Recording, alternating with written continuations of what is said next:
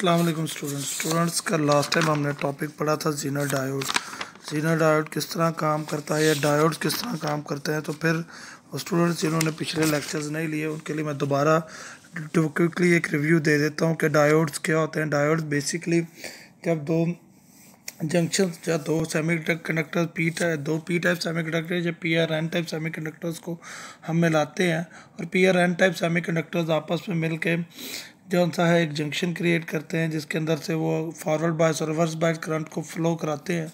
तो उस चीज़ को हम डायोड कहते हैं। ठीक है, इसकी एग्जांपल आपकी एलईडी लाइट्स हैं। ठीक है, जिन्हें लाइट एमिटिंग डायोड्स कहा जाता है। एलसीडी है, लिक्विड क्रिस्टल डिस्प्ले या लिक्विड क्रिस्टल डायोड, दोनों चीज़ वर्ड यूज़ किए जाते हैं। ठीक है जी। Zener diode as a regulator, मैंने आपको पहले बताया था जीनर डायोड बेसिकली एक ऐसा डायोड है जो कि करंट को जो कि वोल्टेज को रेगुलेट करता है। यानी अगर आपने किसी जगह पर 3 वोल्ट या 4 वोल्ट देने हैं और पीछे सप्लाई 10 या 12 वोल्ट का, तो वो इन 3 वोल्ट को अलो करेगा, बाकी वोल्ट्स को अलो नहीं करेगा जी। बिल्कुल इसी तरह अब आप देखें Zener diode can be use to produce a stabilised voltage output with the low ripple under varying load current conditions. यानी कि ये लो वोल्टेज जो सा है उसके ऊपर वोल्टेज को रिपीट नहीं कराता, यानी कि उसी वोल्टेज के ऊपर भी ये काम कर सकता है low voltage by passing a small current through the diode from a voltage source. कहता है वोल्टेज सोर्स है, इसमें थोड़ी सी स्मॉल सी करंट भी पास हो जाती है, जिसकी वजह से हमने पहले पढ़ा था सर्किट के अंदर कि जब कोई चीज़ सीरीज़ में लगी होती है तो उसका करंट सेम रहता है, और जब पैरेलल में लगी है तो वहाँ पे वोल्टेज सेम रहता है। Via suitable current limiting register, जो कि रजिस्टर उस करंट को लिमिट करता है, जिसकी वजह से उसकी मिकदार इतनी कम या वैल्यू इतनी कम हो जाती है कि जिसको आप क्या नाम है कर सकते हैं, इग्नोर कर सकते हैं या निगलेक्ट कर सकते हैं। ठीक है जी।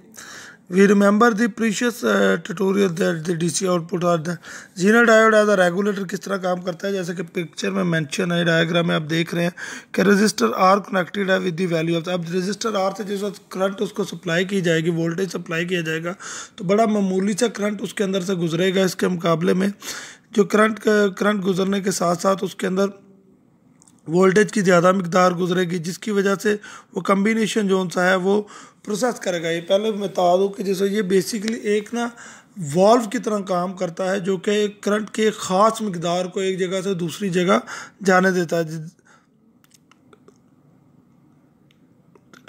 The zener diode is connected with its cathode terminal connected to the positive rail to the DC supply, so it reverse biased and will be operating in its breakdown condition। कहता है कि अगर आप उसको DC सप्लाई के साथ Zener diode को लगाएंगे तो वो उसके अंदर रिवर्स बायस काम करेगा अगर वो पॉजिटिव सर्कल के साथ काम करे। With no load connected to the circuit the load current will be zero, current zero होगी and the circuit current passes through the zener diode which is turn dissipates its maximum power. जाहिर बात है जब current zero होगी तो diode के अंदर से मैक्सिमम वोल्टेज गुजरेगा जो कि उसकी पावर को शो करेगा। Also small value of the since resistor R will result in a greater diode current with the when the load resistor R is connected and the large as will this will increase। जैसे ही हम इसके load को increase करेंगे तो उसके internal जो diode की current है वो भी इंक्रीज हो जाएगी। ठीक है जी। तो नेक्स्ट पेज पे जिस वक्त आप आते हैं तो आप देखें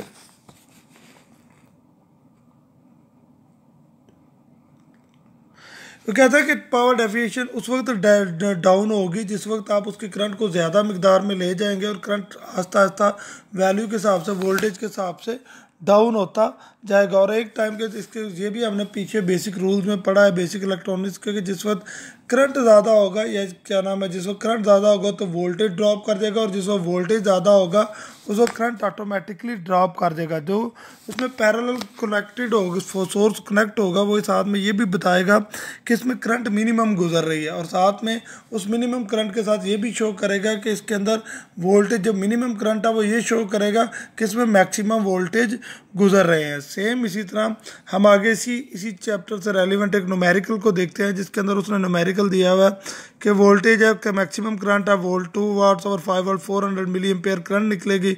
are S is equal to V S minus V Z और आई जेड, हम इसकी वैल्यू लगाएंगे तो 75.1 ओम।